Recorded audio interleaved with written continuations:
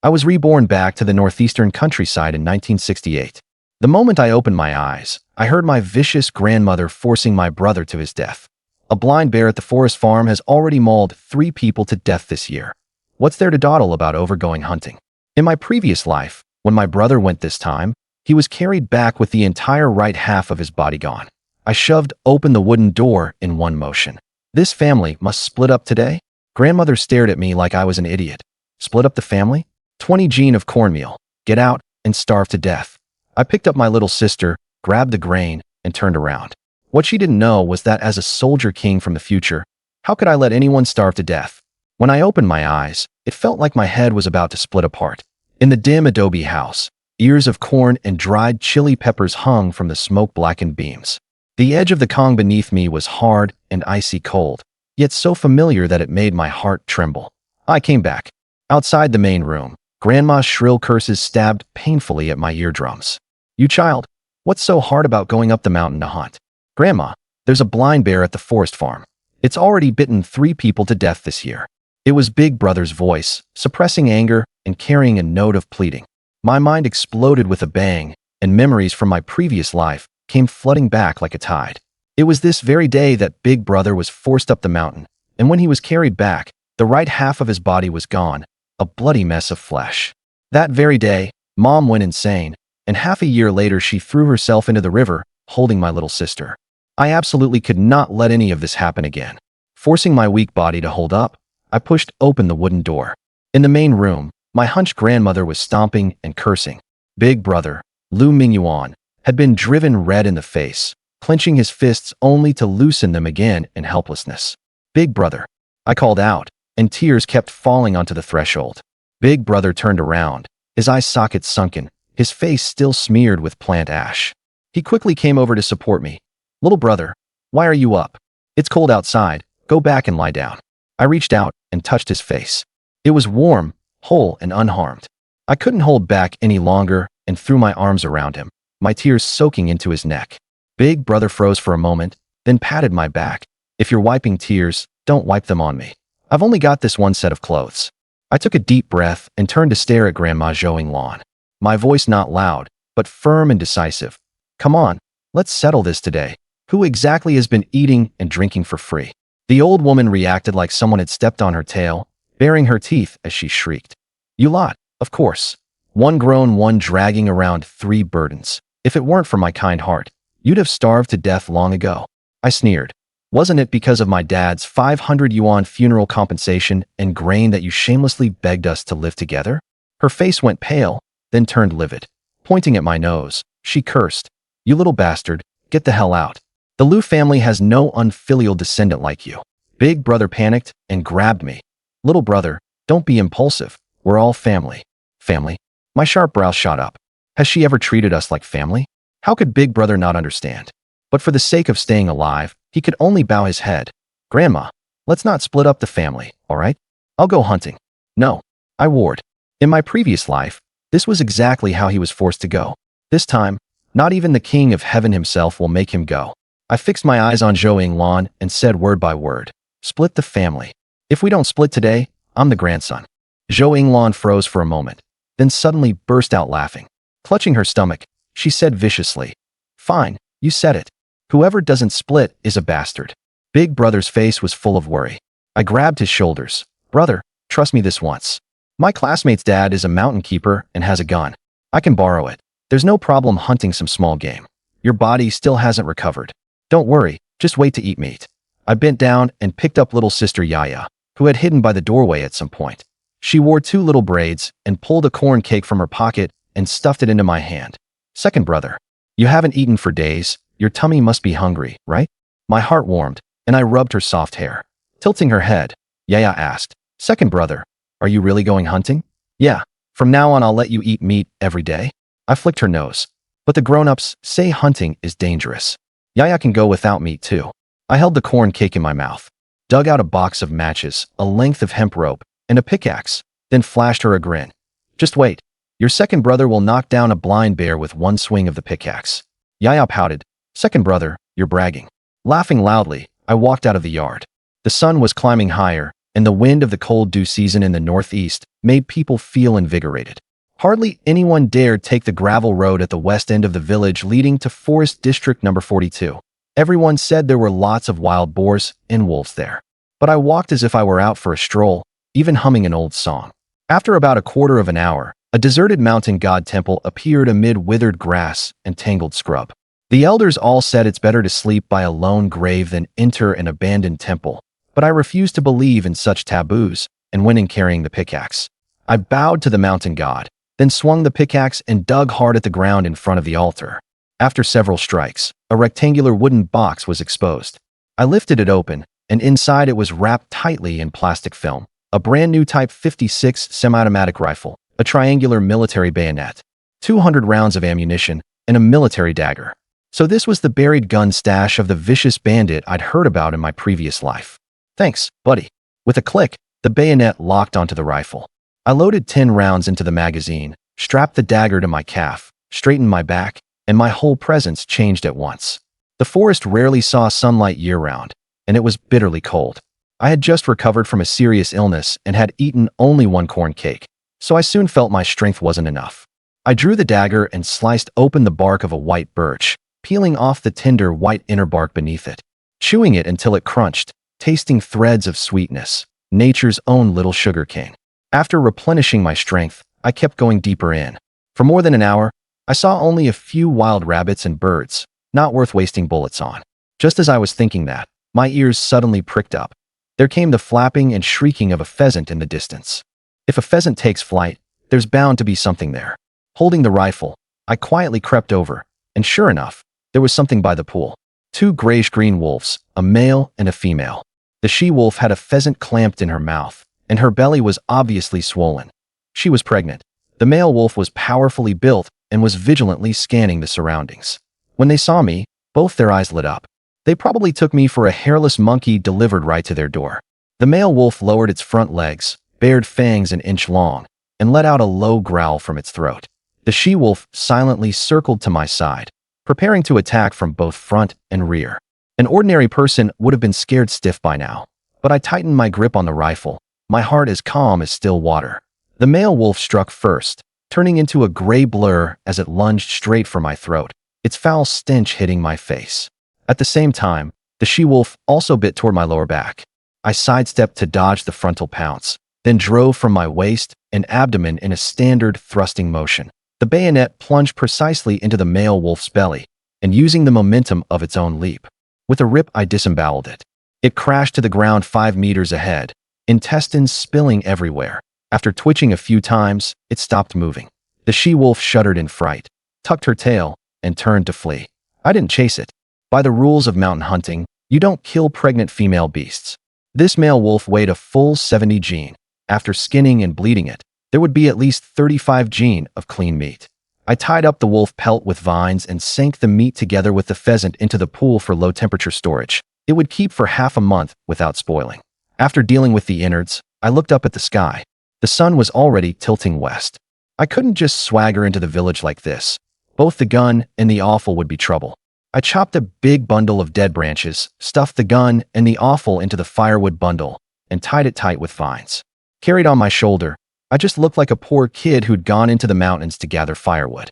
I didn't feel my way back home until it was fully dark. The moment I entered the yard, I heard arguing inside the house. Mother-in-law, why are there only 2 steamed buns and 2 bowls of porridge again? I've done the work of 2 people. It was my mother, Lu Hongmei's voice. Zhou Yinglan sneered. You did the work of 2 people, and you think that means you get to eat the rations of 4? Where in the world is there such a good deal? The kerosene lamp on the table gave off a tiny bean-like flame. 2 bowls of thin porridge, 2 coarse black buns, and a plate of pickles. Big brother pressed his lips together and said, Mom, I'm not hungry. Yaya shook her head too. Mother's voice suddenly trembled. Eldest, didn't you just say your second brother went to a classmate's house? Yaya innocently cut in. Big brother, why are you covering my mouth? Second brother obviously went hunting. Hunting? Mother shot to her feet, pulled out a flashlight, her eyes reddening. It's so late, and he still isn't back. We have to hurry and find the village chief. Zhou Yinglan gloated. Find who? If he still isn't back at this hour, he was probably fed to a black bear long ago. I set the firewood bundle on the steps and pushed the door open. You're the one who got fed to a black bear." When mother saw I was unharmed, tears immediately streamed down her face. Zhou Yinglan's expression darkened. "You little brat. How dare you talk to your grandma like that?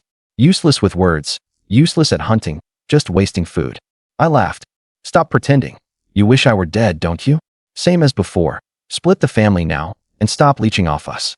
This is outrageous."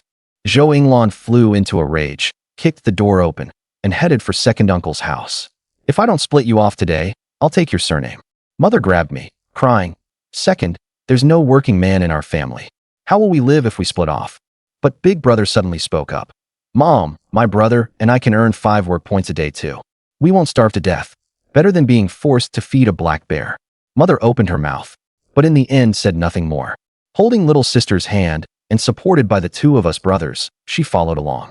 At second Uncle Lu Day's house, the moment Zhou Yinglan entered, she shouted, "Second, weigh out 20 gene of cornmeal. Your fine nephew wants to split the family." Second uncle froze. "Isn't 20 gene too little?" Before he could finish, second aunt Huang Huiqin viciously pinched his waist. "Go on. When mom tells you to do something, just do it." Second uncle didn't dare make a sound. He scooped out 20 gene of cornmeal, then secretly added 2 more ladlefuls. Swaying her hips, second aunt brought out 4 bowls from the kitchen, all of them chipped. My cousin Lu Mingfeng smiled and handed over 2 sheets of paper. "Second cousin, why make things so stiff among family? This is the family division certificate." I took it and looked, almost laughing out loud. This wasn't a family division at all. It was clearly a certificate of severing relations. It said, "Lu Hongmei, Lu Mingyuan, Lu Mingzhou, and Lu Xiaoya voluntarily split from the family. And from today onward, in life and death, weddings and funerals, they will have no further relation to the rest of the Lu family." Ruthless. Absolute. I like it. I signed my name without the slightest hesitation. Big brother looked at me, then picked up the pen and signed as well. Mother wrote her name with trembling hands, and Yaya put down her thumbprint. Zhou Yinglan was satisfied, and so was I. I folded up the certificate and tucked it into my clothes, picked up the 20 gene of cornmeal with one hand, and scooped Yaya up with the other. The little girl's eyes sparkled as she asked me, "Second brother, where are we going?" I kissed her little cheek. The weakness and exhaustion all over my body seemed to vanish at once, and I strode out the door laughing loudly. "Come on, second brother's taking you to eat meat." At Lu Day's home, the 4 of them looked at each other in bewilderment. Lu Mifeng was so greedy his throat practically smoked, and he grabbed Zhou Yinglan's hand, shaking it nonstop. "Grandma, did cousin catch some game? And that's why he split from us?" Zhou Yinglan's eyes showed a hint of astonishment, and her pupils contracted sharply. "No way, right? That little brat can't carry a shoulder pole or lift anything with his hands. What could he possibly catch?" "Hard to say." Huang Huiqin frowned, recalling Lu Mingzhou's actions just now. The more she thought about it, the more suspicious it seemed. "I think there's an 80 or 90% chance he did catch something and wants to keep it all to himself. Think about it. We only gave them 20 gene of cornmeal, and Mingzhou agreed without even blinking. With just that little bit of rations, how many days can it last?" Zhou Yinglan flew into a rage at once, snorting heavily through her nostrils. "You little bastard, if you really did catch some game and dare not show proper respect to me, this old woman, I'm not letting you off." Mom, Lu Day, who had been squatting on the inner room's threshold smoking his pipe, finally spoke up. "The family has already split now. Even if they do have meat, giving us some is kindness. Not giving us any is only proper. I think we should just forget it. Better fewer troubles than more." "Lu Day, you spineless coward." Huang Huiqin planted her hands on her hips and cursed at her husband. "You're useless no matter what you do, and all you know is how to side with outsiders. Do you know that respecting and supporting the elderly is a traditional virtue? You even went to school when you were little. Did all that learning go into a dog's belly?" Zhou Yinglan glared at her second son, displeasure showing on her face. "You've lived to such an age for nothing, not even as sensible and courteous as a woman. Daughter-in-law, come on, let's go take a look at his place." Lu Mingfeng quickly stopped the 2 of them. When elders have business, the younger generation should do the work for them. For such a small matter, I'll go instead. The more Zhou Yinglan thought about it, the angrier she became. She stepped forward and grabbed Lu Daya by the ear. "See that? This is what filial piety looks like, Mingfeng. Learn from him in the future." The Lu family, inner room. Lu Hongmei sat on a stool in silence, a feeling of grievance lingering in her heart. She stared at the pitiful little bit of cornmeal, worrying about how they could hold out until next spring. Could it be that she really had to take 3 children out begging in the wind and snow? Yaya tilted her little head, puzzled as she asked, "Big brother, what's second brother busy with? Didn't he say we'd have meat?" Listening to the rustling sounds outside the main room, Lu Mingyuan let out a sigh. "Your second brother was just trying to anger Grandma. There isn't really any meat. We'll just eat cornmeal." "Second brother is bad," second brother lied. "I want to eat meat." Yaya looked a little disappointed and pouted aggrievely. "Who said there's no meat?" Out of the darkness, Lu Mingzhou walked out, holding a set of wolf offal in his hand. "There really is meat?" The 3 people in the room froze for a moment, their faces filled with both shock and joy. "Meat?" Yaya was the first to react. She skipped over happily and spread her little arms. "Second brother, you're amazing. Second brother is the best second brother in the world."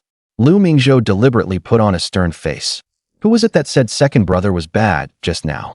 Yaya stuck out her pink little tongue, her 2 little hands twisting together uneasily.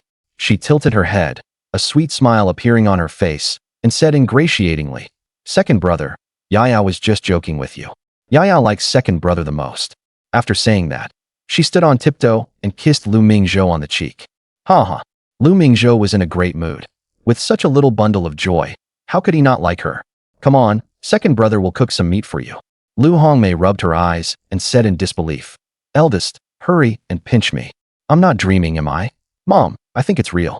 Lu Mingyuan gave a bitter smile and scratched his head, his gaze following the 2 figures, one big and one small, as they walked toward the kitchen. It all felt a little unreal. Outside the house, under cover of night, Lu Mingfeng secretly came near the courtyard wall. He didn't dare enter the yard, only huddling at the base of the wall in the icy cold wind. Through the dim yellow light, he saw dark silhouettes reflected on the window paper. From inside the house came laughter and cheerful voices, and he could faintly hear Yaya's excited cheers. They're this happy, could it really be meat? At the thought that he hadn't eaten meat for nearly 3 months, he grew unbearably craving it and swallowed several mouthfuls of saliva. Before long, the smell of cooking drifted over. Are they lighting a fire to cook? Are they getting ready to steam corn buns? Lu Mingfeng wrinkled his nose and sniffed. Suddenly, he froze. This smell was so fragrant. It's meat, no mistake about it. Well now, this family really is secretly eating meat. No wonder they tried every possible way to split up the family. Well, Lu Mingzhou, you look honest enough, but you're actually this cunning? Gulp. As the aroma of meat grew stronger and stronger, Lu Mingfeng swallowed his saliva, a long string of drool still hanging from the corner of his mouth. This was supposed to be mine. Lu Mingfeng was crazed with jealousy, staring fixedly at the spark-spitting chimney. The meaty aroma was coming from that direction. "No, I have to tell Grandma. If I can't eat meat, then no one else gets to eat it either." He got to his feet and dashed toward home. A moment later, in the Lu family's kitchen, firewood was blazing in the stove, crackling noisily, and the red firelight lit up the whole room. In the big iron pot on the earthen stove came bubbling sounds. Inside, 5 gene of wolf offal was half-stewed. The other half had been put in the water vat to soak, to be eaten tomorrow. At this moment, the meat in the pot had already been stewing for half an hour, giving off an enticing aroma. Lu Hongmei was tending the fire, Lu Mingzhou was cooking, and Lu Mingyuan was holding Yaya and watching from the side. Yaya stared at the meat in the pot with her big eyes, stretching out her little head and swallowing hard in anxious anticipation. "Second brother, when will it be ready? Tummy hungry." Lu Mingzhou pinched her little cheek. "Almost done. Wait a bit longer." His hearing was especially sharp, and he vaguely heard movement inside the house. The fish had finally taken the bait. No, the good show was about to begin. Bang! The kitchen door was kicked hard. "You little bastard, hiding away and secretly eating meat, and you don't even know to show some filial respect to me, an old woman?" Zhou Yinglan charged forward aggressively, pointing at Lu Mingzhou's nose and cursing loudly. "Old woman, who are you? Do I know you?" "You." Zhou Yinglan felt as if her punch had landed on cotton, soft and weightless. For a moment, she didn't even know how to respond. "Oh my, how very filial. Can't even recognize your own grandmother. You're not even as good as Hu Ershotzi at the village entrance. At least he knows how to call someone grandma." Huang Huiqin raised a dainty finger, her face full of spite as she mocked him to the utmost. "You Dark Annie, who are you? Why you actually call me Dark Annie? You little beast with a mother to bear you, but no father to teach you. I'll fight you to the death." Huang Huiqin had a dark complexion and was extremely sensitive about it, usually saving up money to put on powder and makeup. People say when you hit someone, don't hit the face. When you curse someone, don't expose their sore spots. But the moment Lu Mingzhou opened his mouth, he rubbed salt into her wound. How could she possibly endure that? Her eyes widened, her hair disheveled, her hands spread like tiger claws, long nails exposed, as she clawed straight at Lu Mingzhou's face. Pulling hair, scratching faces, biting arms. When country shrews fight, there are 3 ultimate moves. I wonder if that's the same all over the country. How could Lu Mingzhou let Huang Huiqin scratch him? As she lunged straight at him, he lightly sidestepped. Having lost her target, Huang Huiqin lost her balance and slammed hard into the edge of the stove. A sharp pain shot through her, and she let out a muffled groan, her body curling up like a cooked shrimp. Just as her body was about to slide down, she hurriedly stretched out both hands, trying to grab something. By sheer bad luck, she happened to grab the edge of the scorching hot iron pot. Ouch, ouch. Huang Huiqin's hands were scalded with 2 red lines. Crying out in pain, she quickly let go and collapsed to the ground with a thud. She rolled around on the floor, her cries sharp and shrill, echoing through the night sky. Oh my heavens, it's killing me. That little beast is murdering someone. Help somebody. By this time, onlookers had already gathered around. After all, Kaoshan village had over 100 households. And after dinner, everyone liked to take a stroll. Today, they had finally caught some big news. The Lu family was eating meat, and the nephew was beating his aunt, double the excitement. So how could anyone not watch? Zhou Yinglan felt sorry for her daughter-in-law and was trembling all over with anger. You little beast, how dare you hit your aunt? Lu Mingzhou rolled his eyes and spread his hands. Which eye of yours saw me hit her? She crashed into the stove herself and even burned her fingers. How is that my fault? If you hadn't dodged, would she have hit the stove? Zhou Yinglan narrowed her eyes angrily and leaned forward, stretching her neck out long. You little bastard, I didn't expect your heart to be this vicious. You wish your aunt dead, don't you? So what if I do? Lu Mingzhou couldn't be bothered with her. Get lost, you old hag. Move aside and stop delaying me from stewing the meat. Zhou Yinglan's face turned deathly pale, full of disbelief. Heavens! A scream so piercing it could shake the heavens and make ghosts weep rang out, making everyone's eardrums ache. No one had expected that an old woman with 1 foot already in the grave could let out such a full-bodied cry. Taking advantage of the moment, Zhou Yinglan flopped onto the ground, kicking her legs non-stop. After just 2 or 3 kicks, the old cloth shoes with layered soles on her feet were sent flying off. Her tears came the instant she wanted them to, as if she had suffered some enormous injustice, and her hands kept slapping the ground with loud smacks. Everyone, come look. The Lu family's heaven-cursed grandson beat his own aunt and now wants to force his grandmother to death. Where's the justice in that? You heartless little brat. You went hunting and didn't even let your grandma have a bite. How can you be so unfilial? I raised you from infancy, fed you and clothed you, and this is how you repay me? Heaven will punish you for this. You're an ungrateful wretch who can never be tamed. You've had evil intentions since you were little. Why didn't the wolves carry you off? Why didn't a bear maul you to death? I must have had the worst luck in 8 lifetimes to have raised such an unfilial spawn as you. A non-stop stream of varied curses poured out amid her wailing and sobbing, and it was truly hard to know how she had so many venomous words at her command. The villagers couldn't stand watching anymore and began trying to persuade him. Mingzhou, this is your own grandmother after all. No matter how you look at it, you should at least give her a bite. Your family, after all. If there's meat, everyone eating together is only natural, so don't take things too far. For the younger generation to be filial to their elders is only right and proper. There's nothing more to say. Seeing the situation tilt completely in her favor, Zhou Yinglan felt very pleased with herself. She figured this meal of meat was as good as hers. This is only the beginning. If you have anything good in the future, how dare you not bring it out? I'll make a scene every single day. I'm an old woman pushing 70. What haven't I seen? If you want to fight me, you're still too green. Let's see whether you still want to keep living in this village. Be careful. Their spit alone could drown you. Lu Mingzhou acted as if he hadn't heard. He stirred the meat in the pot, and instantly the aroma grew even stronger, followed by the sound of people all around swallowing hard. What's going on? A deep voice rang out. The crowd immediately parted to make a path, and a middle-aged man in a blue Zhongshan suit walked over. Whoosh! As if she had seen her savior, Zhou Yinglan sprang to her feet at a speed that left people dumbfounded. Village chief, you have to stand up for this old woman. My old man died early. My son is useless. And after finally waiting for my grandson to grow up, who would have thought I'd raise an ungrateful wretch who wants to anger this old woman to death? Sun Dihao somewhat disgustedly shook off her hand. If you have something to say, say it. Keep it short. As long as you have reason on your side, I will naturally stand up for you. This old woman was not someone easy to deal with. Even when she was in the wrong, she would still stir up trouble. Zhou Yinglan was slightly startled, then immediately began her performance again. With tears and snot streaming down her face, she complained, "Village chief, you don't know? My grandson went hunting today and not only refused to give me any meat to eat. When I came to his door, he even hit his ante. Tell me, is he even human? Even animals know to repay their elders, yet a grandson of my Lu family doesn't even understand that." She went on and on for quite a while. As expected of an old village chief with many years on the job, Sun Dihao immediately grasped the key point. "What you mean is, you want him to give you some of the meat, right?"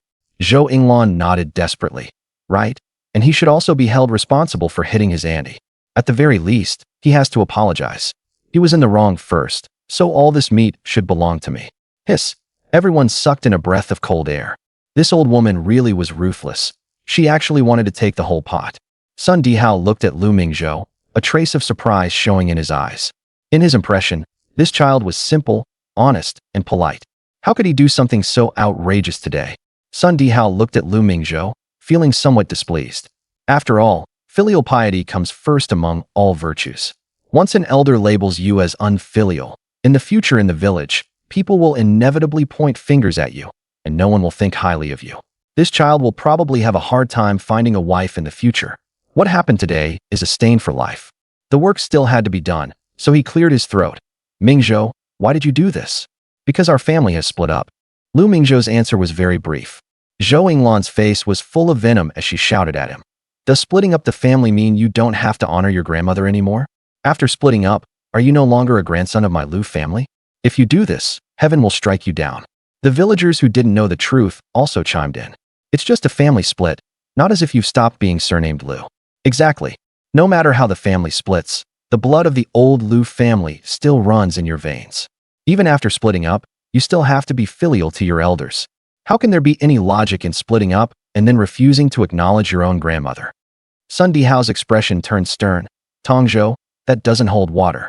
Even if the family splits, family ties can't be split apart." Lu Mingzhou picked up the slip of paper and read, "What if the family separation certificate says, from now on, in life or death, sickness or health, weddings or funerals, it has nothing to do with the Lu family?" Huh. The crowd let out a cry of shock and fell into a deathly silence. What kind of family separation certificate was this? Whose family separation certificate is written like this? Sun Dihao shook his head, finding the matter too unbelievable. "Mingzhou, does this family separation certificate really say that? How could it be fake?" Lu Mingzhou handed the slip of paper in his hand to Sun Dihao. The more Sun Dihao read, the graver his expression became. The look on his face slowly changed from shock to disbelief, then to anger. He clenched the slip of paper tightly, fire seeming to blaze in his eyes. Zhou Yinglan sensed that something was wrong. Taking advantage of Sun Dihao's inattention, she tried to snatch the slip of paper away in one move. She bent her knees slightly and leaped upward with all her strength, jumping quite high. However, just as her fingertips brushed the paper, Lu Mingzhou reached out, took the note back, folded it, and tucked it into his clothes. Zhou Yinglan was furious and screamed hysterically, "You little bastard! Don't you know that family shame should not be made public? Hand it over to me." Sun Dihao stepped forward to stop her. "Zhou Yinglan, you know Mingzhou is in the right, so don't make trouble without reason. Also, who exactly wrote this note?" Zhou Yinglan jutted out her neck, stomped her foot, and said, This old woman, wrote it. Why? Do you still want to kill me, this old woman?" How could Sun Dihao believe her?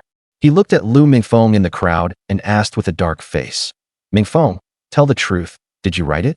Lu Mingfeng, who had been watching the fire from the opposite bank, never expected the fire to burn to himself. He had originally planned it all very well.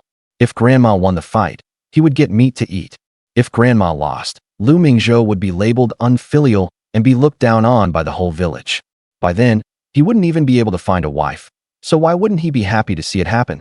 Who knew that man proposes, heaven disposes? The village chief had become suspicious of him.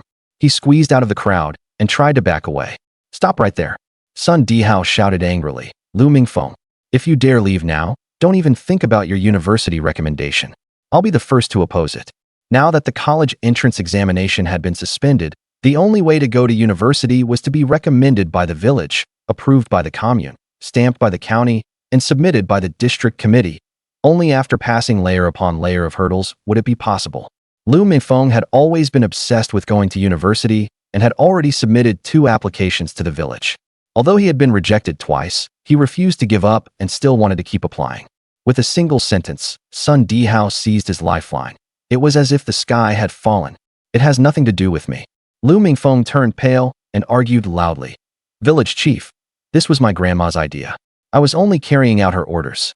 To protect himself, he did not hesitate to sell out his grandmother. But Zhou Yinglan was like a dead pig unafraid of boiling water. Mingfeng is right.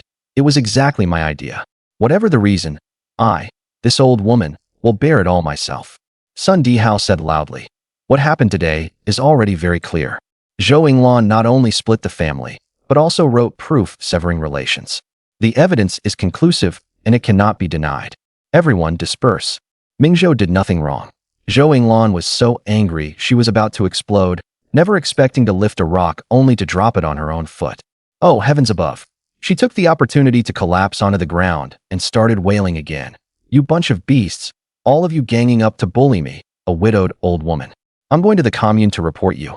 Enough. Lu Mingzhou suddenly let out an angry shout. The tremendous sound made everyone's ears ring. Zhou Yinglan was also startled and weakly stopped crying.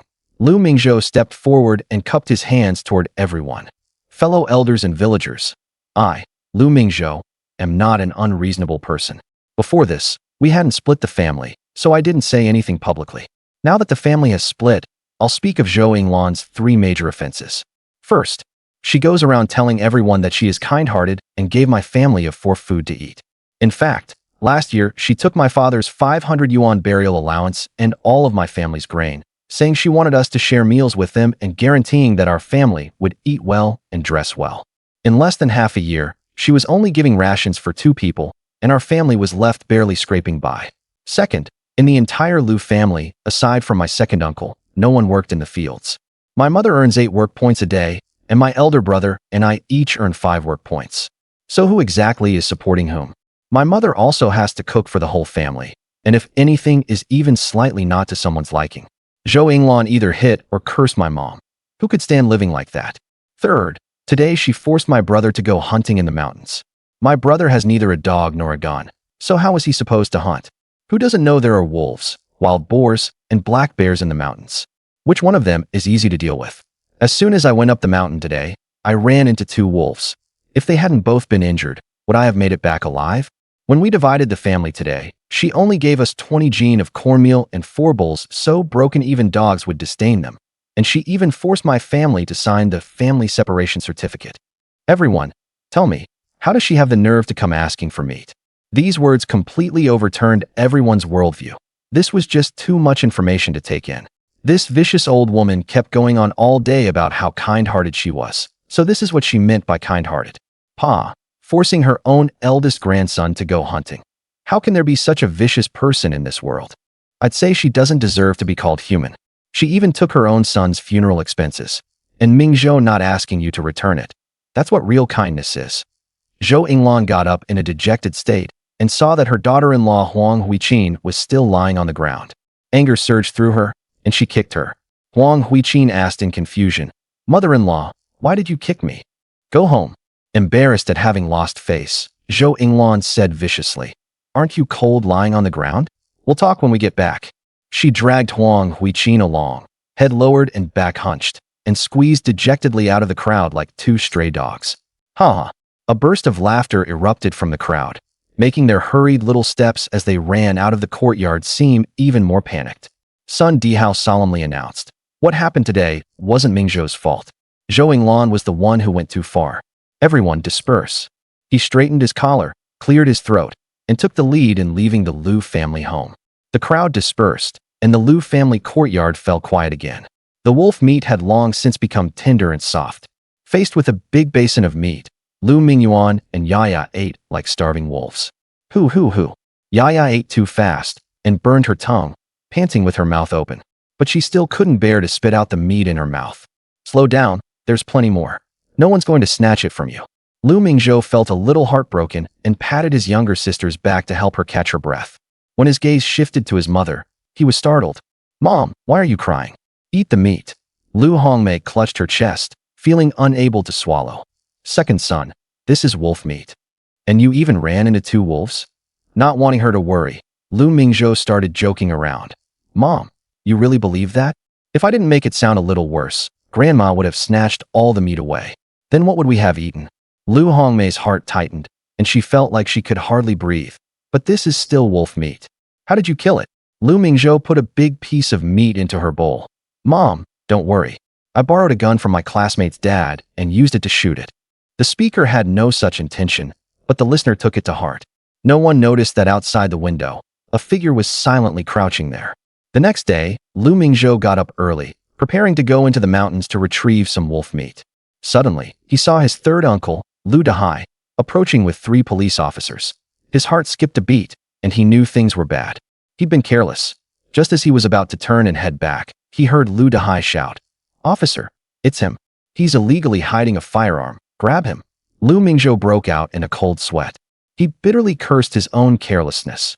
How had he forgotten that his third uncle had a knack for sneaking around like a thief, making no sound at all when he walked? Originally, today he had planned to take some wolf meat to grease some palms and get a hunting license. With that permit, he would be able to legally own a firearm. Of course, these guns did not include the Type 56 semi-automatic rifle. Its exterior would also have to be modified to disguise it as a Type 38 rifle.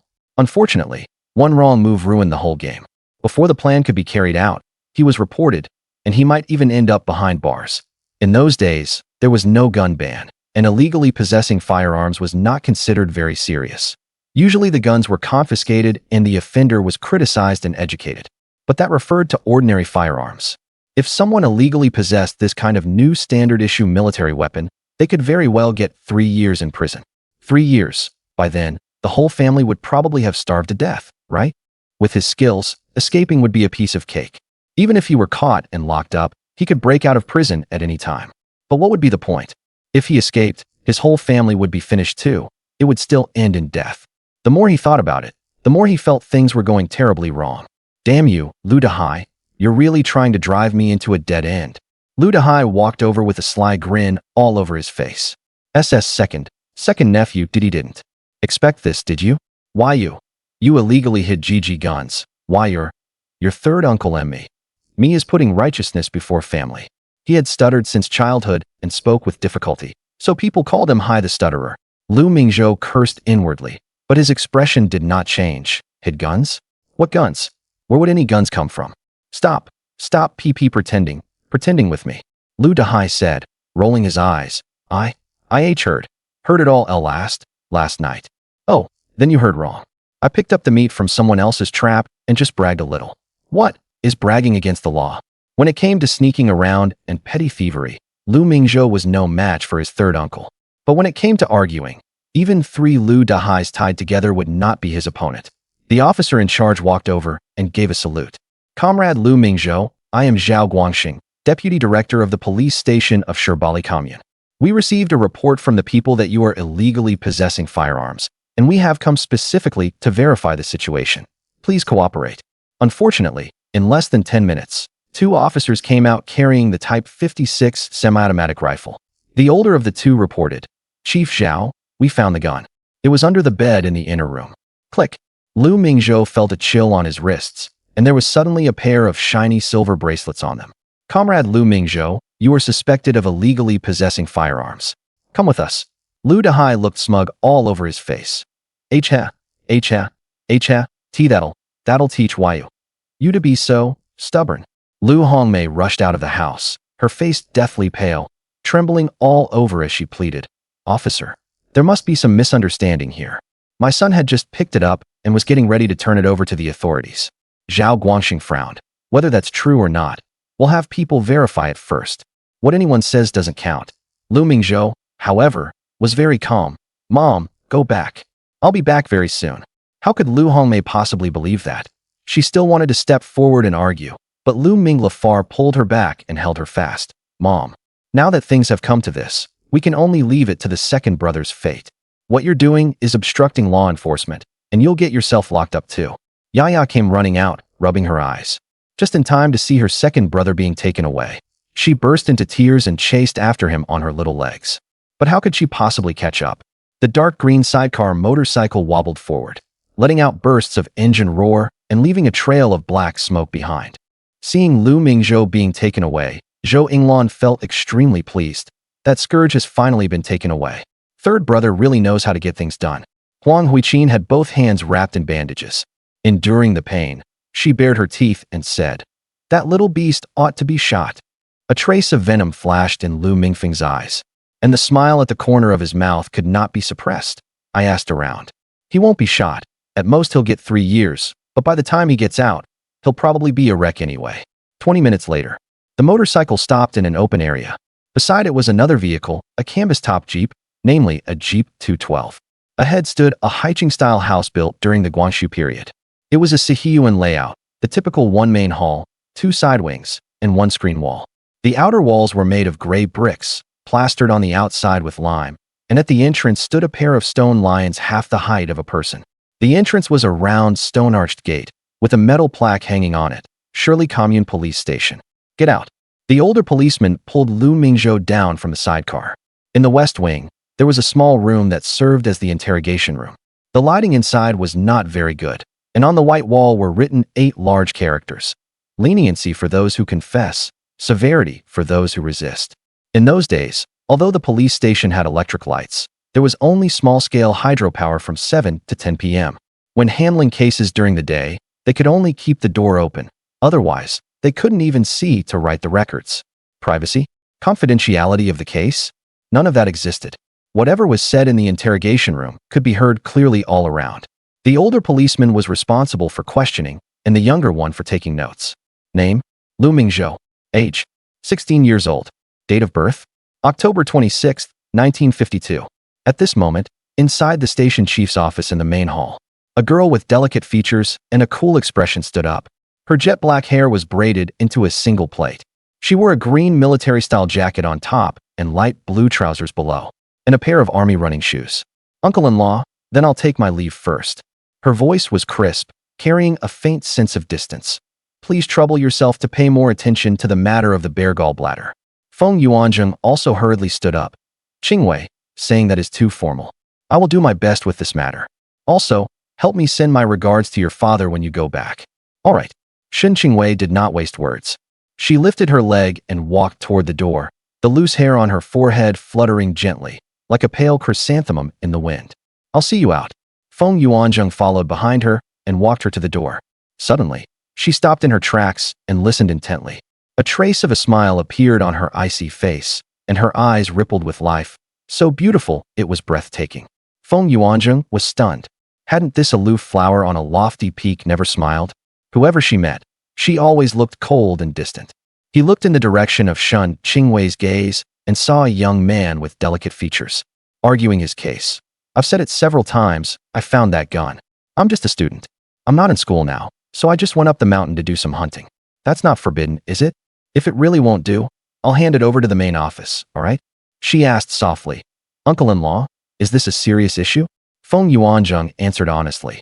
"To be honest, it's not particularly serious. The main thing is that this gun is powerful. Without someone to vouch for him, private use is not allowed." Shen Qingwei nodded. "Can I use my personal name to vouch for him?" "You?" Feng Yuanzheng frowned. "That's not a good idea, is it? If your father finds out, won't he give me a thorough scolding?" "Uncle-in-law, please." Shen Qingwei revealed a young girl's pleading manner. Feng Yuanzheng said helplessly, all right, for your sake, I'll personally vouch for him. Is that good enough?" 18 Li Commune Police Station, Station Chief's Office. Feng Yuanzheng knew he had done the right thing, because for the second time, he saw a smile on Shen Qingwei's face. "It's been more than a year since we last met. Have you been well?" Shen Qingwei's voice was quiet, and a faint blush spread across her face. "SOSO, just doing some work in the village." Lu Mingzhou felt somewhat constrained and uneasy. He hadn't expected to run into the school beauty here. "Why did you come here?" "You. Don't misunderstand. I don't mean anything else. I was just asking." She waved her hands repeatedly, her slender fingers like freshly peeled tender bamboo shoots, leaving behind a blur. "I found a gun in the old forest." Lu Mingzhou frowned, clearly somewhat displeased. "I found a gun in the old forest, and they insist on saying I stole it. I've never even left the village, so where would I have gone to steal it? Shen Qingwei's eyes turned slightly cold. Uncle-in-law, is that really the case? Feng Yuanzheng was startled. How could this girl change her expression so fast? Not daring to delay, he quickly explained, a misunderstanding. As long as it's clarified, it's fine. Shen Qingwei slightly lifted the corner of her eye and gave Lu Mingzhou a faint smile. I haven't introduced him to you yet. This is my great-aunt's husband, Feng Yuanzheng by name. He's the director here. If he says it's a misunderstanding, then there's no problem. By the way, what do you need the gun for? Seeing that Lu Mingzhou wasn't angry, she became poised and graceful again. For hunting. Lu Mingzhou spread his hands. Without a gun, how am I supposed to hunt? He relaxed. He had heard before that Shen Qingwei's family background was not simple. Now it seemed it was anything but simple. He didn't think much of it.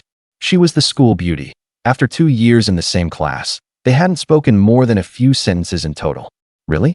Shen Qingwei covered her cherry lips, her eyes full of laughter. With your little frame, wouldn't you get beaten up by a lynx? What are you talking about? Lu Mingzhou patted his upper arm and did a few flexing motions. This is muscle, see? You're so funny. Shen Qingwei looked at his serious expression and could no longer hold it in, letting out a string of silver bell-like laughter, trembling with mirth. Buzz. Feng Yuanzheng felt like his head had exploded. Was this still the ice-cold beauty he knew? So she could not only laugh, but also joke around. Just what is this kid's background? Can't afford to offend him.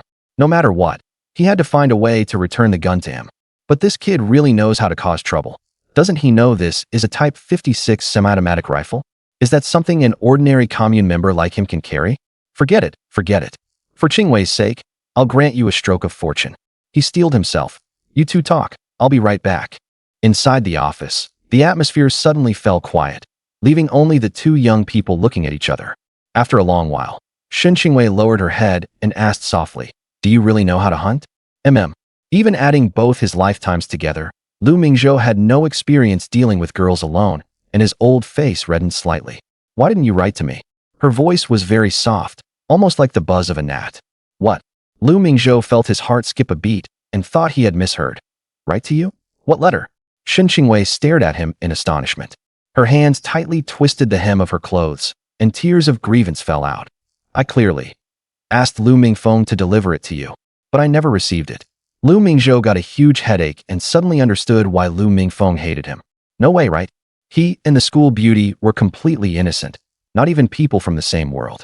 Shen Qingwei seemed to think of something and lowered her head, her expression turning slightly cold. A moment later, she raised her head. Then remember this, my home address is. Just then, Feng Yuanzheng burst in a flurry. Good news. He was panting from running, his forehead covered in sweat. Without even bothering to wipe it, he gulped down a whole enamel mug of water. He set the enamel mug down heavily and wiped his mouth with a grin. I just went to the forestry station. They said the winter hunt is coming soon, and then they'll organize hunters to go after black bears. There should be news within a month. A month? Shen Qingwei's body trembled slightly as she tried hard to suppress the fear in her heart. The doctor said we can't wait a month. It's best to find it within a week. But you've been looking for this bear gallbladder for almost a month and still have no leads at all. What the doctor said about a week. How could that be so easy? Feng Yuanzheng frowned, revealing a trace of a bitter smile. Lu Mingzhou looked into Shen Qingwei's eyes and indeed noticed something unusual. In her distinct black and white almond-shaped eyes, there was a faint layer of grayish-white scarring. When he was in the army, he had taken some basic medical training and knew this was an eye disease. Its medical name was corneal leucoma. In the Northeast, it was called clouded eye disease. In an era without corticosteroid antibiotics and without the conditions for surgery, the only option was to mix bear gallbladder, musk, borneal, and other ingredients into a medicinal solution for external eye drops. Musk and borneal can be bought at the pharmacy, but buying bear gall is not nearly so easy. How easy is it to hunt a black bear? Bear gall is even scarcer. Otherwise, it wouldn't sell for the sky-high price of less than 500 yuan.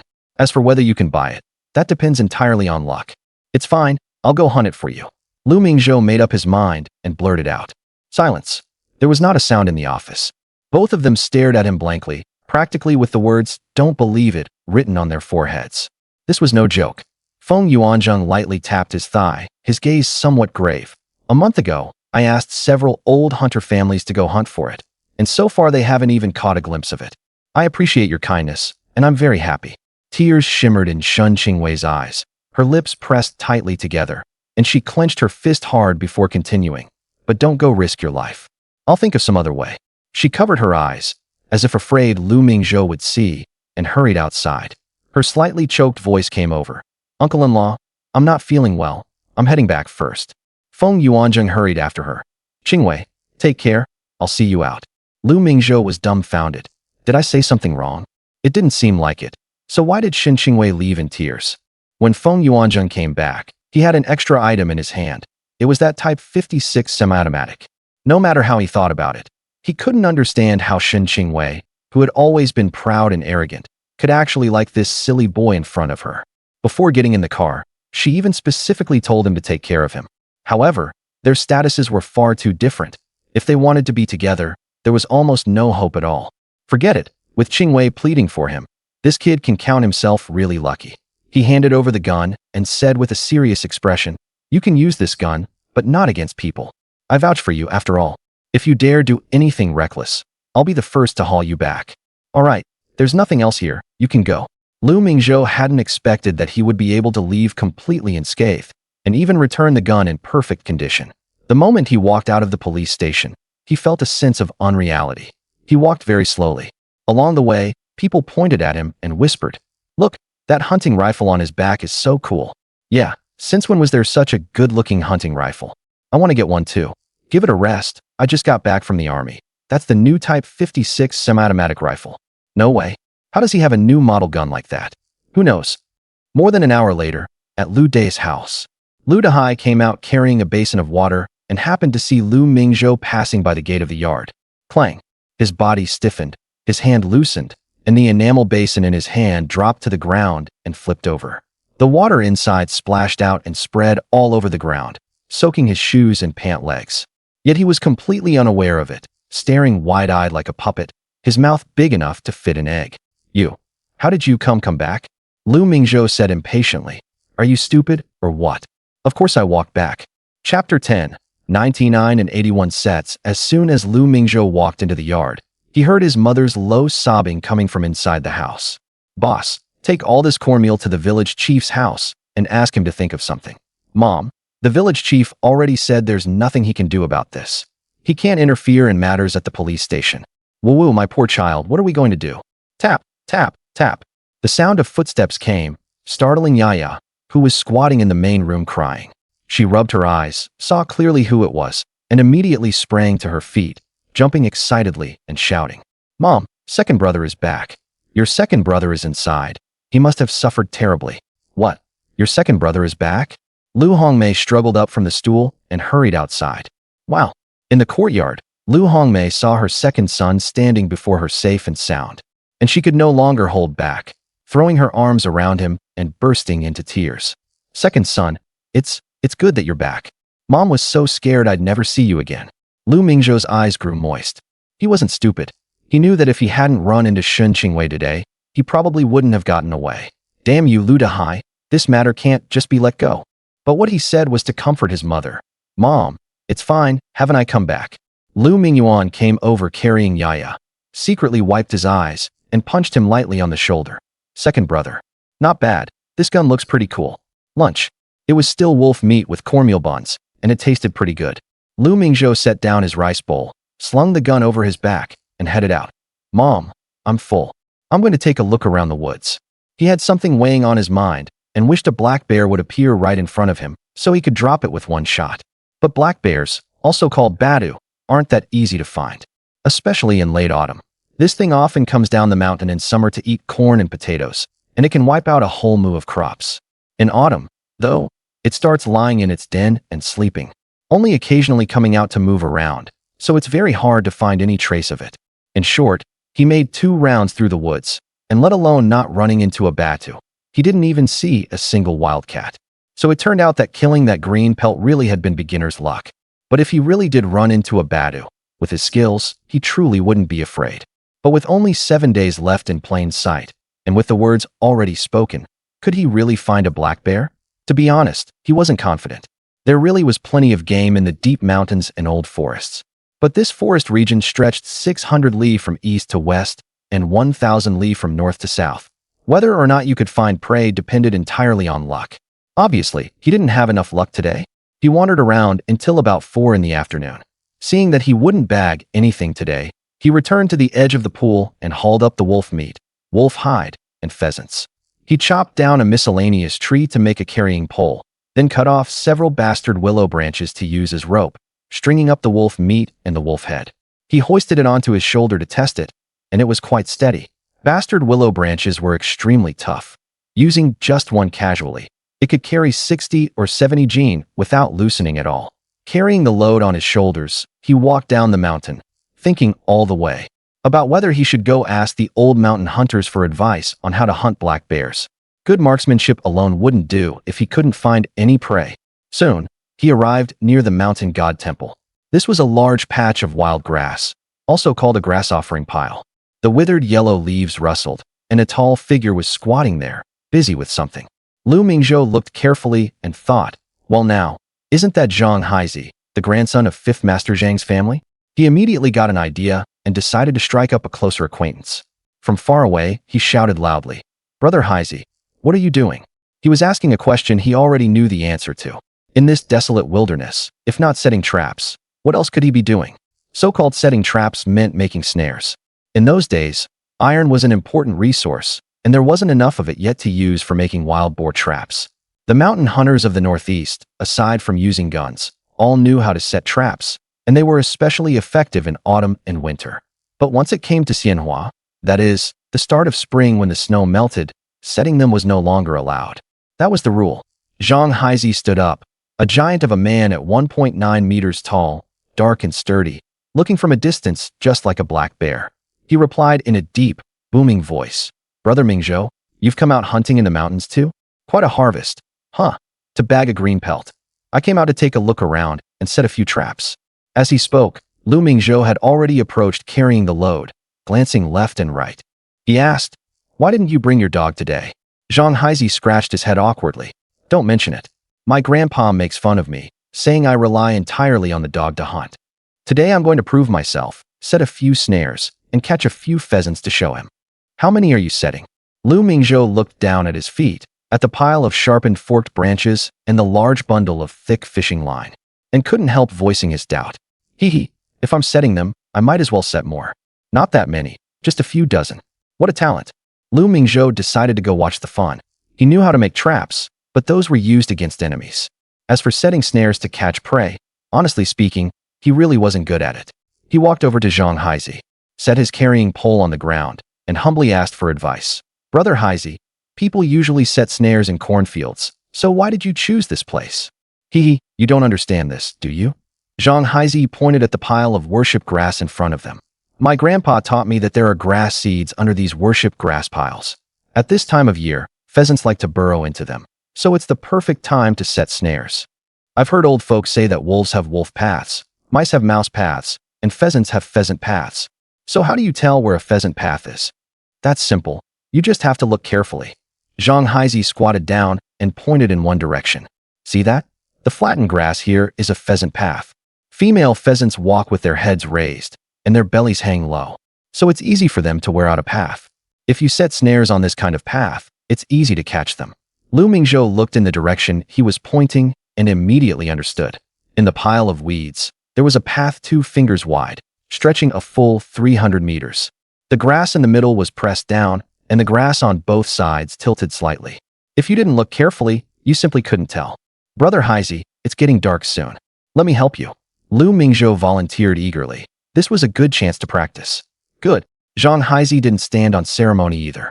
"Brother Mingzhou, just follow what I do." He made a slip knot with the thick fishing line, tied it to a forked branch, and stuck it into the ground, forming a snare. It was that simple. Lu Mingzhou copied him and quickly learned how to do it. However, he vaguely felt that something seemed off. He had heard that there were many tricks to setting snares. Could it really be this easy? But he himself didn't understand it, so he didn't dare ask. With the two of them working together, the snares were soon all set. Zhang Haizi counted them. There were 81 in total. He grinned and chuckled. When Tang Sanzang went to fetch the scriptures, there were 81 trials. When pheasants go home, there are 81 snares waiting. I want to show Grandpa whether I can catch pheasants or not. At dusk, The sun was setting in the west, and the fading glow on the horizon was as brilliant as blood. At the entrance of Kaoshantan village, Lu Mingzhou untied the pheasants. "Brother Heisey, take these back. They may not have much meat, but stewed up, they make a pretty good snack with liquor." Zhang Heisey waved his hands repeatedly. "No, no, how could I accept that?" Lu Mingzhou stuffed the pheasants into his hands. "Just take them. Please pass along my regards to Fifth Master for me, and I'll pay him a visit in the next couple of days." Zhang Heisey still wanted to decline, but Lu Mingzhou had already walked far away with his carrying pole, so he had no choice but to let it go. Under the old locust tree, four aunties were gathered together, chatting about family matters. "You know what? Last night, the second son of the Lu family beat up his grandmother and his aunt. He looked really fierce." "Wow, no way. For doing something like that, didn't the people from the police station come after him?" "They did. I heard old Mrs. Zhou say they dragged him away first thing in the morning. He'll have to sit in jail for 3 years. Serves him right. If any girl marries into his family, she'll have the worst luck imaginable." They were so absorbed in their talk that they didn't even notice Lu Mingzhou had walked right up to them. Lu Mingzhou leaned over with a smile. "Auntie Wang, Auntie Zhang, Auntie Lu, Auntie Huang. What are you talking about?" Auntie Wang replied instinctively. "We were talking about the Lu family." "Ah, Mingzhou, why are you here?" "Nothing, nothing." Lu Mingzhou didn't mind either, and carried the wolf meat home on his shoulder. In the setting sun, his shadow was stretched very long. The four aunties looked at each other in dismay. Did Mingzhou really hunt a wolf? Of course it's true. Didn't you see the gun on his back? I mean, this wolf is really big. It should last a long time, right? Needless to say, any girl who marries him will be blessed. Auntie Lu, didn't you just say that any girl who married him would have terrible luck for 8 lifetimes? Did I? No such thing. You must have heard wrong. I could tell since he was little that this boy would amount to something. At Lu Day's house, Zhou Yinglan was busy collecting the laundry. When she saw Lu Mingzhou carrying 2 huge slabs of wolf meat, her eyes went wide and she froze in place, unable to move. She felt her heart trembling. So much meat, each piece as plump as a little piglet. How long would this last? "No, all of this is mine." Seeing that he had already walked past the house, she hurried after him. "Mingzhou, you just leaving like this?" Lu Mingzhou didn't even turn his head. "Otherwise?" Zhou Yinglan panted as she followed him. "I'm your grandmother after all. Even if you won't give me all this meat, giving me half isn't too much to ask, is it? Get lost." Lu Mingzhou couldn't be bothered to be polite to her. He let out an angry roar that scared her into standing there dumbfounded.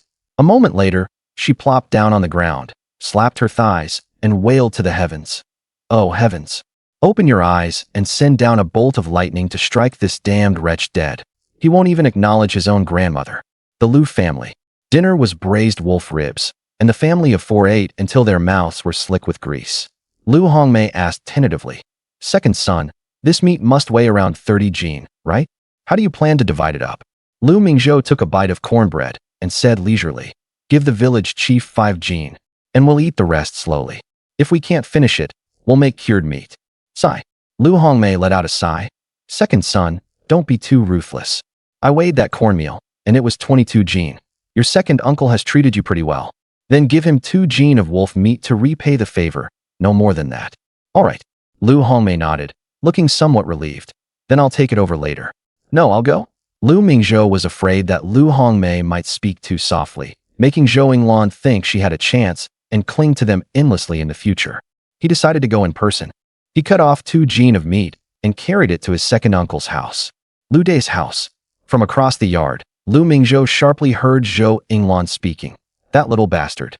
He really pisses me off. He has meat, but won't give his own grandmother any to eat. I doted on him for nothing when he was little." Lu Mingzhou was stunned. Had his grandmother ever doted on him? Maybe she had, just not obviously. At least, he never felt it. Hee Mom, why are you in such a hurry? It won't be that easy. Tonight I'll sneak into his house and take all his meat, see if he's still so arrogant." "Right, that's exactly what you should do. That brat made my hand blister in 2 rows from the burn. I have to settle the score with him." Lu Mingzhou turned and left. It wasn't the right time to deliver the meat now. Going in would only alert them. Well, Lu Dahai, you nearly got me thrown in jail, and I haven't settled accounts with you yet, and now you want to come steal my meat? Good. I'll let you have a taste of my methods too. If a tiger doesn't show its might, you really think I'm Hello Kitty?" The Lu family. When Lu Hongmei saw Lu Mingzhou come back with the meat in his hands completely untouched, She asked in confusion. Son, your grandmother doesn't want the meat. Want it? How could she not? Lu Mingzhou said angrily. They want all of it. Third uncle plans to come tonight and steal everything. Lu Hongmei was startled. Then what should we do? Should we hide it? Your third uncle is used to sneaking around. No matter where you hide it, can he not dig it out? Lu Mingzhou handed the meat to her. Take it to the kitchen. I'll make a little something to guard against thieves. Lu Hongmei nodded and went into the house. No matter how soft-hearted she was, she could still tell what mattered more. Their family only had that little bit of cornmeal. If the meat was stolen, their whole family would starve to death. This younger brother-in-law is really too inhuman. He needs to be taught a proper lesson. In the yard, Lu Mingzhou found a pickaxe and some tree branches, digging here and tapping there, busy as could be. At the east end of the village, at Old Master Zhang's house. Old Master Zhang wore a padded cotton jacket and sat at the dining table, but did not hurry to pick up his chopsticks. He was already nearly 70, his hair completely white, yet his eyes were still as sharp as an eagle's. He stared at Zhang Haizi, a trace of displeasure on his face. You say this pheasant was shot by you today? Zhang Haizi picked up a piece of meat and stuffed it into his mouth, saying indistinctly, Yeah, what's wrong? Old Master Zhang's face darkened. Tell the truth. One look at this meat color, and it's obvious it was soaked in water for 2 days. Zhang Haizi's heart skipped a beat, knowing he couldn't hide it anymore, and quickly changed his words. Brother Mingzhou gave it to me, but it's fine. I set 81 traps today, and I'll definitely catch pheasants. Then I'll pay him back with 2. Old Master Zhang's expression eased a little, and he nodded. You can't take advantage of others. That's right. You went to set traps, and you set 81 of them. Where did you set them all? Hee. Zhang Haizi scratched his head and grinned. Around that patch of wormwood piles by the mountain god temple. I've checked it out. There are definitely pheasants there. Just that one area? Old Master Zhang looked his grandson up and down, even taking a special look at his big feet, size 45. Zhang Haizi felt uneasy under his gaze. Yeah, why are you looking at me like that? I set the traps on the pheasant trail, just like you said. Did you set them by yourself? No, Mingzhou was there too. Just don't worry. Tomorrow, just wait to eat pheasant.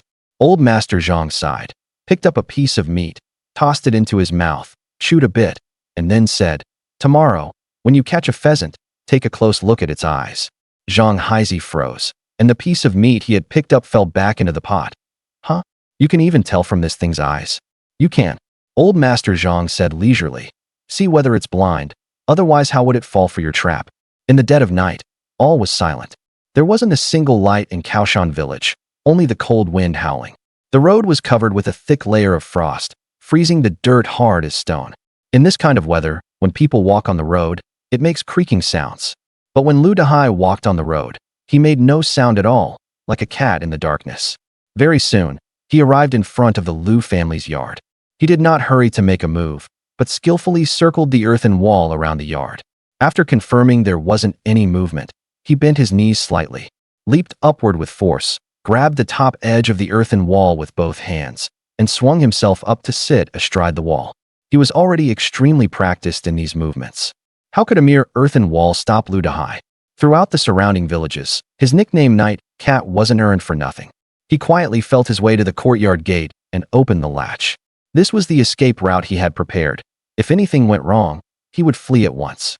Before thinking of advancing, first think of retreating. This was the rule of the trade for making a living by his craft. Under cover of the night, he headed left. Who would have thought that after only 2 steps, he would step into empty air and fall into a pit? He lost his balance and pitched forward, hurriedly bracing himself with both hands on the icy ground. The skin on his right palm was scraped off in a patch, his knees were red and swollen too, and even his pants were torn. Fuck your grandpa. What kind of normal person digs a pit in their yard? Lu Dahai cursed in a low voice. He had brought a flashlight, but he did not dare turn it on. It would make too big a target. He fumbled around for a stick and used it like a blind man, probing the way ahead. He thought to himself that if he ran into another big pit, it had to mean that black-hearted brat Lu Mingzhou had been on guard all along. Then he would have to scout out the route in daylight and come again at night. Who would have thought that as he tapped the way forward with the stick, there were no traps at all, and he smoothly felt his way up onto the steps. Secret joy welled up in his heart. Luckily, he was experienced and knew this trick of feeling out the road. He groped along the wall, inching to the right step by step. He reckoned that in another 5 or 6 meters, he would be able to reach the kitchen door. As long as he could pry the door open, those dozens of jean of meat would be his. The moment he thought of that pile of pork with the skin on, he swallowed hard with greed. That was good stuff. If I leave you even a scrap of meat, then I, Lu Laosan, lose. He reached out and felt around, and his heart suddenly skipped a beat. Not good. Was there some kind of trap here? Feeling its shape, it seemed to be two small trees. When did they get here? He remembered clearly that they hadn't been there before. He felt them carefully and realized it was a false alarm. They were clearly just miscellaneous trees chopped down for firewood. He really couldn't understand why they weren't put in the woodshed and were placed here instead. Lu Dehai steadied himself and secretly laughed at his own timidity. How had a pit accidentally dug in the yard scared him out of his wits? 5 steps farther on, he felt another 2 trees. This time he didn't even think about it and kept going forward. Suddenly, he felt that he had kicked something. Whoosh! He felt his right leg tighten, as if a venomous snake had coiled around it, filling him with terror. Buzz! There came a sound like a bowstring snapping taut, and he felt the world spin as blood rushed to his head. Bang! His head slammed heavily into the earthen wall, making a huge noise. His forehead was probably bleeding, burning with pain. Ah! He let out a shrill, drawn-out wail. Oh my mother, somebody save me. Lu Dehai struggled desperately, only to find that no matter what he did, he couldn't break free, like a fish caught in a net and hauled out of the water. A thick hemp rope had him hanging upside down from the rafters under the eaves. The rope bit into his foot with pain as if it were about to split open. Even worse, his cotton-padded jacket and pant legs had fallen down, leaving his belly and calves completely exposed. The wind outside pierced straight into his body like knives, cold and painful. How could he possibly endure it? I'm dying. I'm dying. Let me go. I want to go home. The shrill cries rang through the night sky over Kaoshan Tun, jolting the nearby neighbors awake from their sleep. Inside the house, the Kong was nice and warm. In the darkness, Lu Hongmei asked, "Second brother, is your third uncle going to be all right? What could happen to him?" Lu Mingzhou said lazily, "At most he'll suffer a bit of flesh pain. He won't die. If we go out now, it'll be hard to explain. Letting the neighbors come take a look is a good thing too." Before long, a glow of fire lit up outside the window. At this time of year, although people in the Northeast had flashlights, everyone preferred to use pine torches. Not only could they light the way, they could also warm the body. Amid the crackling sounds of burning, before long there were more than 30 people outside. The torches lit up this ordinary farmhouse courtyard as bright as day. Lu Dehai's miserable state stunned everyone. One foot was hanging from the roof beam. His face was bruised and swollen, and on his forehead was a lump as big as a steamed bun. His eyes were bulging, and he let out screams like a pig being slaughtered. "Murder! Murder! Please save me! I beg you, save me!" In the courtyard, everyone talked at once. This Lu Laosan has always liked sneaking around and stealing. This time, he finally kicked an iron plate. TSK, TSK, TSK. This snare is no ordinary thing. Even a wild boar couldn't escape it. That's really ruthless. Lu Laosan must weigh over 90 gene, and he was hoisted right up. Serves him right. Last time Lu Laosan even stole my old hen, and when he was seen eating meat, he still refused to admit it. Same with my family. Tin Yuan went missing in 1 month, and someone saw Lu Laosan hanging around near my house. If it had been someone else, everyone would have rushed over and helped take him down. But seeing that it was Lu Laosan, no one was willing to help. Everyone hated him to the core, and seeing him in such a miserable state, they actually felt a bit vindicated. Zhou Yinglan rushed over when she heard the commotion. Seeing the scene before her, she was both anxious and furious, and her vision went black as she fainted. Lu Dei quickly pinched the point under her nose. More than 10 seconds later, Zhou Yinglan slowly came to. She ran to the wooden window, poked a hole through the window paper, and shouted inside, "You little bastard, open the door now. In weather this cold, are you trying to get your third uncle killed?" Unfortunately, the Kong bedstove was in the inner room, so it couldn't affect Lu Mingzhou at all. But he still got up, threw on his coat, and walked to the window. "You old hag, what are you yelling for? What third uncle? Didn't he just catch a wild boar?" Zhou Yinglan viciously waved her fists toward the inside, unleashing a torrent of abuse at the air. She screamed shrilly, "Don't think I don't know. When you set that snare, it was to guard against your third uncle. Your heart is so cruel. A person like you deserves to have your belly split and your guts rot. Is that so?" Lu Mingzhou raised a brow. "A wild boar got into my house. What's wrong with me setting a snare? Why was third uncle not sleeping in the middle of the night and running to my house instead?" Zhou Yinglan was so angry her face turned deathly pale, and she couldn't say a word. She could only point at him viciously. Sun Dihao walked over in the -2-degree cold and saw the situation before him. Then ordered, "A few of you, bring Lu Dahai down." Zhou Yinglan stepped forward to thank him. "Village chief, you're such a good man. Unlike that vicious-hearted brat who practically wishes his third uncle dead." Ahem ahem. Sun Dihao coughed heavily twice. "I never said I was going to let him off. Things have been going missing in the village lately, and everyone has long been unhappy with Lu Laosan. Now that he's been caught red-handed, let's see how he talks his way out of this." With a wave of his hand, he said, "Tie him up and send him to the police station tomorrow, so they can cure him of his filthy habit of stealing." Zhou Yinglan's body went limp, and she fainted again. Lu Dahai was taken away, and Zhou Yinglan was carried back by Lu Dai. With no more spectacle to watch, the villagers also gradually left. Lu Dahai tried to steal a chicken only to lose the rice used to lure it. He wanted to get Lu Mingzhou locked up, but ended up getting himself locked up instead. Still, for attempted theft like this, at most he'd be detained for 3 to 5 days before being released again. When that time comes, who knows what trouble he might stir up. But even if he does, there's nothing to fear. Whatever comes, we'll deal with it as it happens. Lu Mingzhou had finally vented a huge grudge. He stretched, feeling refreshed, and as soon as he laid down on the Kong, he fell fast asleep. The next day, just as dawn was breaking, Kaoshan village was shrouded in a thin layer of mist, looking hazy and indistinct. Zhang Haizi came over, pounding on the gate and telling Lu Mingzhou to go collect the snares with him. Lu Mingzhou couldn't refuse. After a quick wash, he slung his gun over his back and headed up the mountain with him. This time, Zhang Haizi hadn't brought the dog again. It looked like he was determined to compete with Grandpa. Along the way, Zhang Haizi was very excited. "Mingzhou, with so many snares set, as long as a few of them catch something, that'll do." Lu Mingzhou yawned and said, covering his mouth, "Let's hope so. The snares are already set. What difference does it make whether we go early or late?" Zhang Haizi said seriously, "That won't do. By the rules, once you've set snares, you have to go early.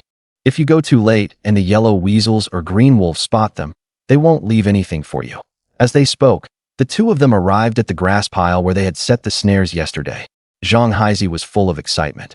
"Mingzhou, tell me, with all these snares we've set, how many pheasants do you think we can catch? How many else? It'd be pretty good if we got 2 or 3. Impossible at least 4. With such a long pheasant trail, how could there be only 2 or 3? He bent down and began checking among the worship grass pile covered in white frost. The first one, nothing. He wasn't worried, still rubbing his hands impatiently. There are plenty more behind. The second one had been knocked crooked. Haha, I told you so, right? A pheasant did pass by here. It was just a little short. The third one, nothing. The fourth one, nothing. All the way through more than 40 of them, not a single one had caught anything. Zhang Haizi started to panic. That's right, I saw Grandpa set them like this, so how can there not be a single one? The two kept going forward, searching all the way to the very last snare. Not to mention a pheasant, they didn't even see a single feather. Zhang Haizi looked somewhat dejected. Let's not collect the snares today. The pheasants must not have come. Let's leave them out one more night. Maybe tomorrow a pheasant will get snared. Haizi, how's it going? A strong, resonant voice rang out. Zhang Haizi froze, his face miserable. Oh no, my grandpa's here to laugh at me. Lu Mingzhou followed him over and at a glance saw Fifth Master Zhang, his hair grizzled, squatting on the ground checking the snares. As he walked, the old man commented, TSK, TSK, TSK, didn't I say so? What blind pheasant would walk right into your snare? Look at this front-facing snare. You've set it so low, how's it supposed to catch anything? I already told you pheasants walk with their heads up. Look at this snare too. The location is good, it's a single path, but couldn't you set it a bit lower? If nothing else, dig 1 inch into the ground, and it'd catch one. There's a pheasant nest here, but did you really need to set 2 snares? It's not like they have only one nest. They may come, or they may not. And here, which one of you big feet stepped on the trail? Starting from the 20th snare, you ruined the trail. The pheasants were walking along just fine. Then the path disappeared. Of course they'd be confused. What is this? Are you acting like bandits, blocking the road and charging tolls? These words, barbed and biting, scolded Zhang Haizi so badly, he couldn't lift his head. Lu Mingzhou's eyes, however, lit up. Just setting snares involved this many fine points, so he definitely had to take a master. He couldn't help but speak up. Fifth Master, do you take disciples? I want to apprentice myself to you.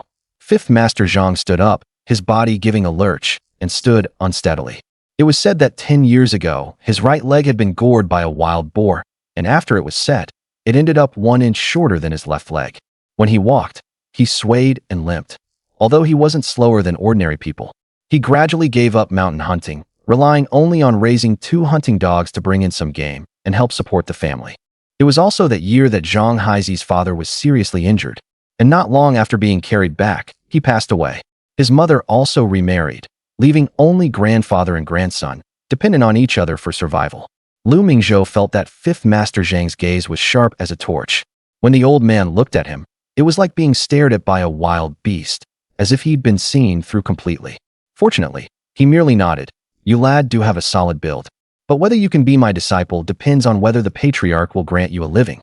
Try opening the mountain gate and see whether we have the fate for it. Open the mountain gate. Lu Mingzhou was baffled and scratched his head as he asked, what is opening the mountain gate, and how do you do it? Fifth Master Zhang stroked the short beard on his chin and said seriously, every trade has its rules. And opening the mountain gate is something that must be done in mountain hunting. Around here, pick a tree. That will be the gate guardian. Once the gate guardian is decided, choose a direction and walk 365 steps, without stopping or speaking in between. You can only stop when you finish the count. Look around and find where the nearest identical tree is, then tell me in which direction it lies. All right. Lu Mingzhou decided to give it a try. Start now? Yes, pick a tree first. That drought willow tree. Lu Mingzhou pointed ahead to a drought willow tree beside the mountain god temple, about twice a man's height. All right, walk over there. Limping, Fifth Master Zhang led Lu Mingzhou and Zhang Haizi through the worship grass pile and arrived in front of the drought willow tree. Now, pick a direction. Any direction will do. Lu Mingzhou pointed toward the woods. Let's go that way. Fifth Master Zhang looked solemn and suddenly pressed his palms together, saying in a low voice, repeat after me. Lu Mingzhou did not dare be careless and quickly pressed his palms together as well. May the mountain god and earth god be efficacious. Let all demons and monsters stand aside. Your disciple now enters the mountain. May prey appear in abundance before my eyes. Fifth Master Zhang dragged out the chant in a long cadence. In the fierce mountain wind, it carried a bleak feeling, as if with a certain rhythm. Lu Mingzhou followed and recited it once. Fifth Master Zhang gave a shout. Go, open the mountain gate. Lu Mingzhou walked forward in the direction he had just pointed. Here was an abandoned pond, and he kept walking forward along its edge. He counted silently in his heart. 1, 2, 3, 4, 5. On the way, he passed through a small man-made grove. All the trees planted here were larches. When he walked inside, he found quite a few wood-ear mushrooms, but he had no time to gather them at all. 201, 202, 203. The grove was fairly large. He noticed marks about 1 meter up the trunks where something had rubbed the bark off in a wide ring. Looking down, he saw fresh droppings. Had he run into a wild boar? Only wild boars rub against the bark at the base of pine trees, and this has 2 benefits. First, it relieves itching. Second, it coats their skin with resin, making it tougher. They are also called armored wild boars, the kind even bullets can't penetrate. A wild boar over 300 gene was something even the mountain god dared not provoke, because he couldn't bite through it, and one ram from it could leave muscles and bones injured. The mountain god might be afraid, but Lu Mingzhou was not. Excited, he held up his gun and quickened his pace.